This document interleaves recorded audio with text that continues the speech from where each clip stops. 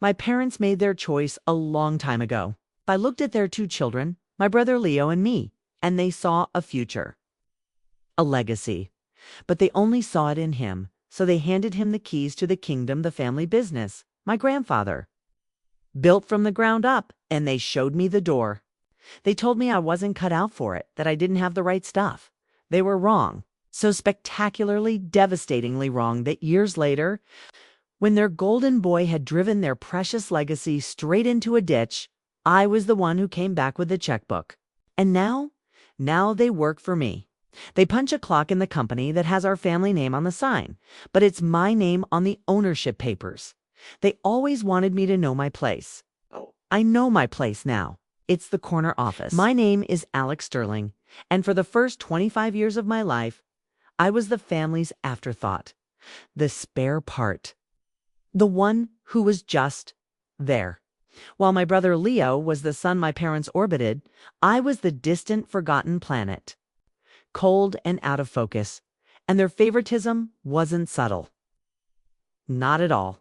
It was a blaring daily announcement in every decision, every holiday gift, every word of praise that flowed so easily to him and just stopped before it ever reached me. The golden child and the ghost asterisk our family business, Sterling and Sons Prestige Homes, was my father's entire world. He inherited it from his father, and he took the and Sons part of the name with an almost religious seriousness.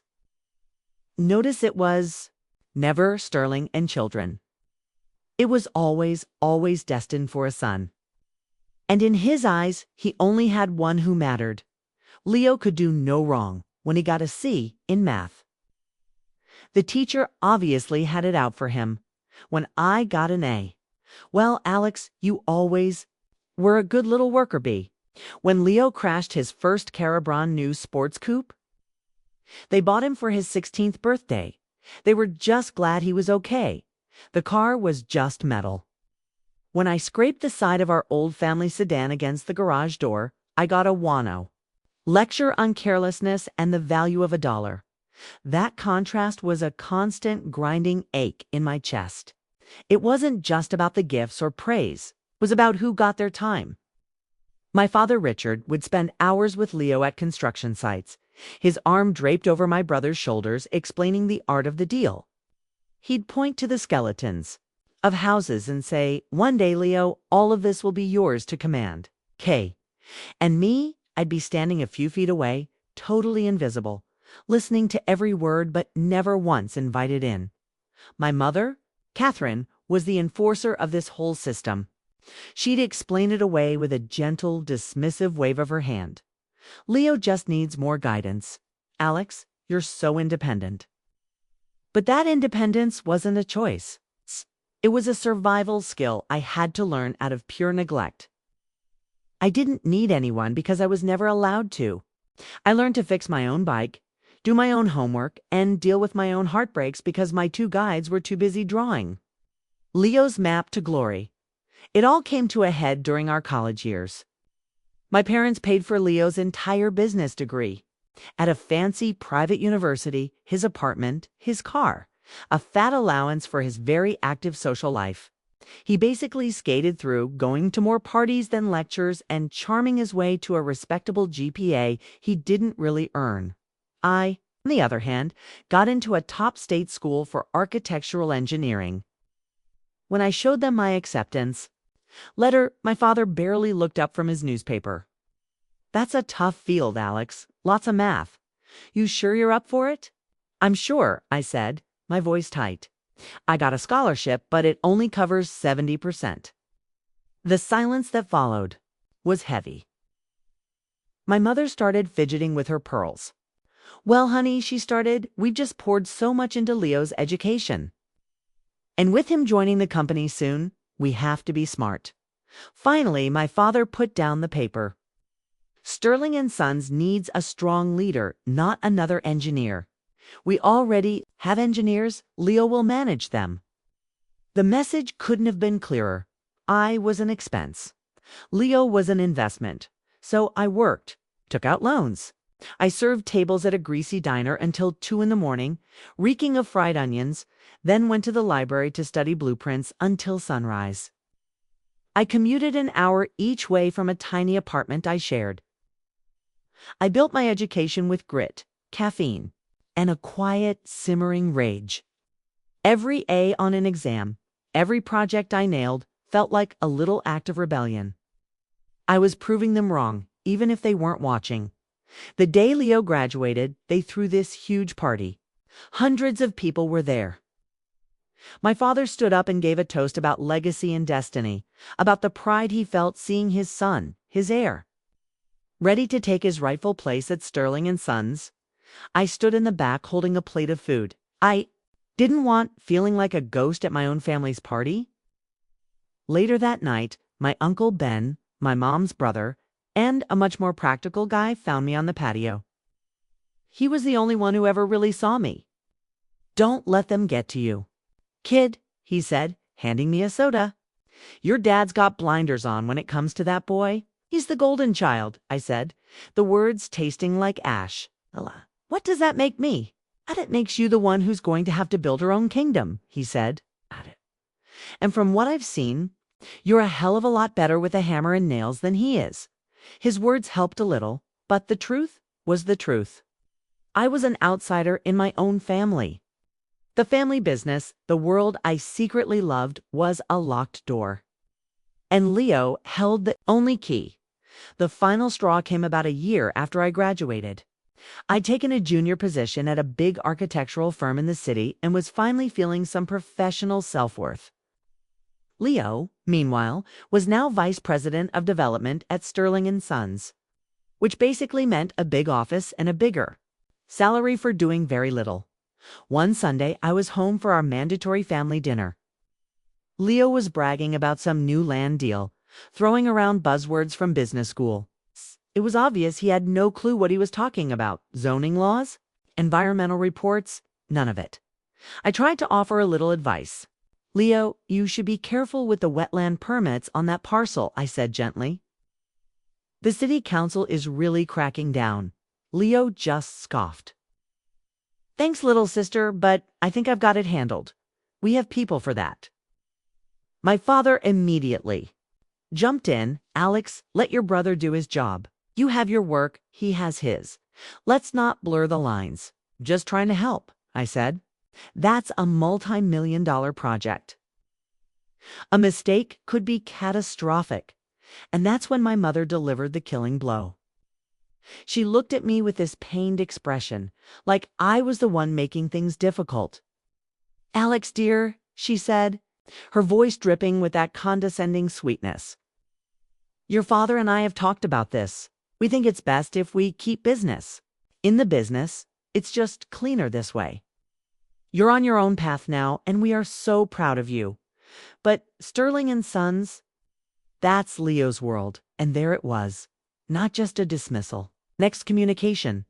I was officially out. I stood up from the table, my dinner untouched. "You're right," I said, my voice eerily calm. "It is cleaner this way." I walked out of that house and I didn't look back. That night, I cried until I ran out of tears, not for the company, but for the family. I realized I never really had. But as the sun came up the next morning, something new was growing in that hollow space inside me. Determination. I wouldn't just survive, I would build my own empire. And one day, they would have to look at it and see exactly what they'd thrown away. The rise of an empire, the fall of a prince asterisk leaving my family's world was like stepping out of a shadow into the sun. It hurt at first, but once my eyes adjusted, I could see everything clearly. That chip on my shoulder, it became my fuel. Every condescending remark from my dad, every dismissive smile from my mom, every smug look from Leo, I threw it all on the fire. I poured everything into my career. I was the first one in the office, the last one to leave. While my colleagues went for happy hour, I stayed behind, teaching myself financial modeling and reading every book I could find on business strategy. I wasn't just an engineer anymore. I was becoming a strategist. My big break came 2 years in. My firm was bidding on this massive urban renewal project. It was high risk, high reward, and the senior partners were getting cold feet. I saw an opportunity. For 3 weeks, I worked nonstop, sometimes sleeping on a cot in the office. I didn't just study blueprints. I walked the neighborhood. I talked to the residents. I listened. Then I went back and redesigned our whole proposal. I added low-income housing, green spaces, a community center of real vision, not just a pile of buildings. I built a financial model showing how it would actually work. When I presented it to the board, I was terrified. I was just a junior engineer.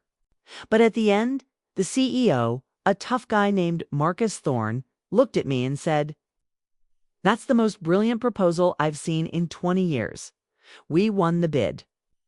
The project was a massive success and it put me on the map. I got promoted then. Promoted again. I've developed a reputation for being tough but fair. And for having an almost obsessive attention to detail. While I was climbing, Leo was falling. His reign at Sterling & Sons was a slow-motion train wreck. He loved the title, the lunches, the golf games, but he had no patience for the actual work. Sibling rivalry can really show up in business styles, and ours was a classic case. My meticulous planning versus his reckless bravado. His first huge mistake was the exact project I'd warned him about. He ignored the wetland permits to cut corners. The city slapped him with a massive fine and a stop work order. The project just sat there for 18 months, costing the company millions. My dad tried to spin it as an unforeseen hurdle, but I heard the whispers. Contractors weren't getting paid. Good employees, people who'd worked for my grandfather, were quitting. Leo's solution: chase bigger, flashier projects to cover his losses. He took on huge amounts of debt, convinced he was one deal away from a massive payday. I watched it all from a distance. My Uncle Ben would call me with updates. "Your father is enabling him, Alex," he'd say. "He's mortgaged half the company to fund Leo's ego. He's so afraid to admit he chose the wrong horse, he's going to let it run the whole stable off a cliff." Meanwhile, my own star kept rising. After 5 years, Marcus Thorne, my CEO, called me into his office. He was starting his own real estate investment group and wanted me as his partner. I put in every penny I had. We launched Thorne Sterling Acquisitions. Our strategy was simple: buy undervalued properties and mismanaged businesses and turn them around. In 5 years, we were a major player. I was rich, and my family had no idea. The final call came on a Tuesday. It was Uncle Ben. "It's over. Alex," he said, "the bank is calling in the loans. Leo's latest condo project is a ghost town. Your dad has to sell the company to avoid bankruptcy." My heart was pounding. It was a weird mix of a vindictive thrill and a deep sadness for my grandfather's legacy. "Who's the buyer?" I asked. "Some big investment group," he said. "Picking it up for pennies on the dollar." After I hung up, I sat in my office looking out at the city. I could just let it go. Let some faceless corporation strip my family's history for parts. Or I picked up the phone and called Marcus. "Have a proposal," I said. "It's personal." We moved fast. We created a shell corporation with a boring name to make the purchase. My father and Leo were so beaten down they didn't do their homework. They just saw a lifeline. They even agreed to a clause that they had to stay on for at least a year. They thought they were negotiating with a stranger. They had no idea. They were negotiating with me. The day the deal closed, our lawyers handled everything. At 4 p.m., my lawyer called. "It's done," he said. "Congratulations, Ms. Sterling. You are the sole owner of Sterling & Sons Prestige Homes." The next morning, I drove to the old office. The Sterling & Sons sign looked tired. I walked in, my heels clicking on the floor. The receptionist looked up confused. "Can I help you?" "I'm here to see Richard and Catherine Sterling," I said. "And Leo." A moment later, they came out of my father's old office, looking annoyed at the interruption. Then they saw me, and they froze. My father spoke first. "Alex, what are you doing here?" My mother just stared. Leo crossed his arms, a sneer, already on his face. Come to see the wreckage, to say, I told you so. It gave them a small, tight smile. I walked right past them into the office, my grandfather's office, my father's office. Leo's failed command center Yan sat down behind the huge mahogany desk. It fit perfectly. I folded my hands on the polished wood. Hello, Leo, I said, my voice calm and clear, ringing with an authority they had never heard from me. I'm not here to say I told you so. I paused, letting the moment hang in the air. I looked each of them right in the eye. I'm here for my first day of work. You see, the investment group that bought this company, that was me. I own it. Of it, so good morning. I'm your new boss. The color drained from their faces. My mother swayed. Leo's jaw went slack. My father just stared, his eyes wide with dawning horror. That silence was the sweetest sound I had ever heard. Payback had arrived.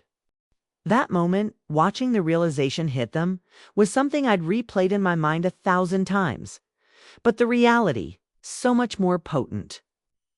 It was the ultimate shift in a power dynamic that had defined my entire life.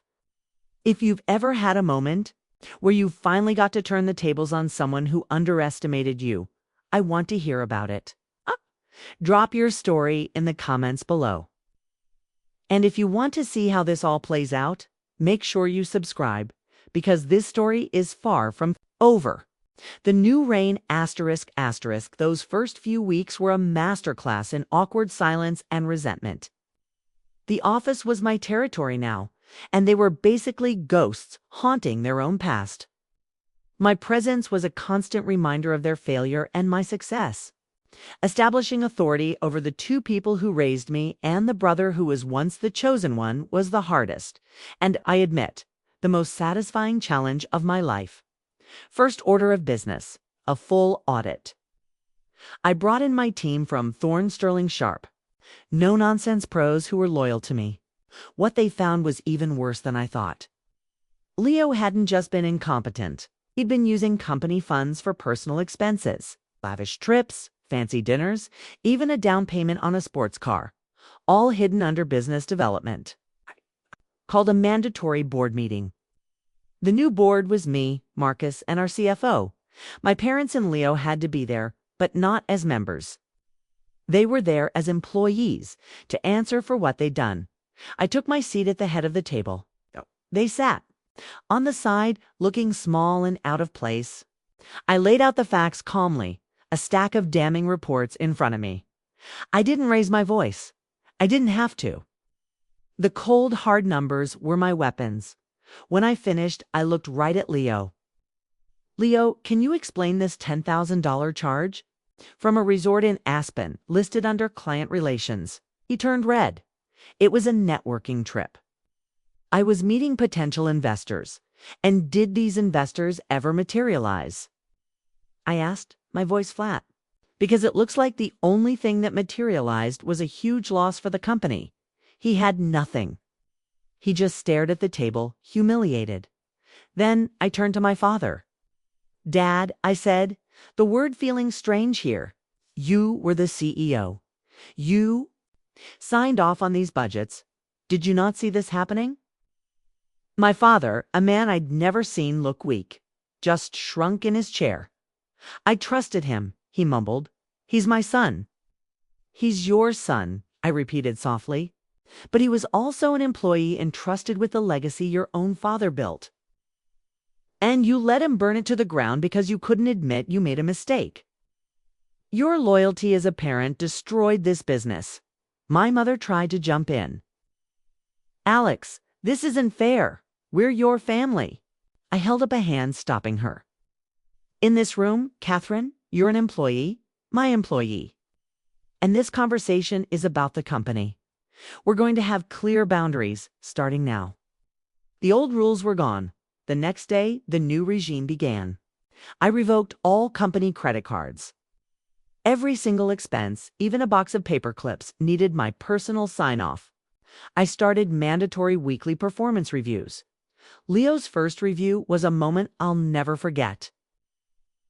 He walked into my office and sat in the chair opposite me. "Leo," I started, "your performance is unacceptable.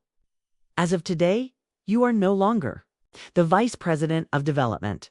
His eyes widened. "You're firing me?" "No," I said, leaning back.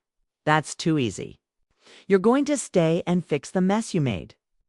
Your new title is Junior Project Manager. You'll report to Sarah Jenkins, the woman you hired as an intern 3 years ago. You will be on site every day from 7 a.m. until the work is done. You will submit daily reports to Ms. Jenkins and to me, and your salary will be adjusted. Any questions?" He was speechless. The demotion was a public shaming. Reporting to someone he saw as his subordinate was the ultimate power play. He looked at me with pure hatred, but he was trapped. He had no money, no prospects, and a ruined reputation. He needed the job. He needed me. "No," he finally choked out. "No questions." My parents were a different story. My mother became the office administrator, managing schedules, ordering supplies, answering phones. The work she used to do as an owner, she now had to do as a duty. My father was the hardest. He knew construction better than anyone, but his pride was a massive liability. I made him senior site supervisor. It was in the field where his skills were useful, but I made it clear I was making the final calls. We had a few tense standoffs. On site, where he'd challenge me. Each time I stood my ground, armed with data. Each time he had to back down. It was a painful public rewriting of our entire relationship. Months passed. The company started to stabilize. We're actually turning a profit. I settled the debts, renegotiated contracts, and rehired some of the great employees Leo had run off. I was rebuilding my grandfather's legacy, making it stronger than it had ever been. The dynamic with my family settled into a strange, cold peace. They came to work, did their jobs, collected their paychecks. The dinner invitations stopped.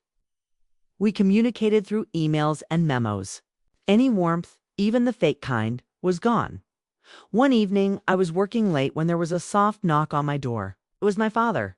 He stood in the doorway, looking older and more tired than I had ever seen him. "Can I talk to you for a minute?" he asked. "Of course," I said, pointing to the chair. He sat down, looking around the office. "Your grandfather would be proud," he said quietly, "of what you've done. You saved it." I waited. "I was wrong, Alex," he said, his voice thick. "I was a fool. I was so caught up in what I thought a successor should be. In Leo, that I couldn't see you. I didn't just ignore you. I failed you. As a father and as a businessman, I am so sorry." A tear rolled down his cheek. It was the first time in my life I'd ever seen my father cry. In that moment, the fire in my gut flickered. The payback I'd fantasized about for years. It wasn't as sweet as I'd imagined. Seeing him broken didn't feel like a win. It just felt sad. "Thank you for saying that," I said, my voice softer than I intended. It wasn't forgiveness. Wasn't a magic fix. The scars were still there.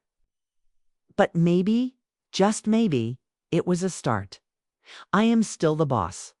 Leo is still a junior project manager, and he is slowly, painfully learning what hard work actually is. My mother still answers the phones. My father is still my most valuable and most complicated employee. They say revenge is a dish best served cold. They might be right. But what they don't tell you is that after the meal is over, you're often left sitting alone at the table, in the silence, wondering if it was worth the price. I built my empire. I took back my name. And in the end, the greatest victory wasn't being their boss. It was proving to myself that I never needed their approval to be worthy in the first place. I am the daughter they ignored, the woman who built her own kingdom, and the CEO who saved their legacy from themselves. My work is just beginning.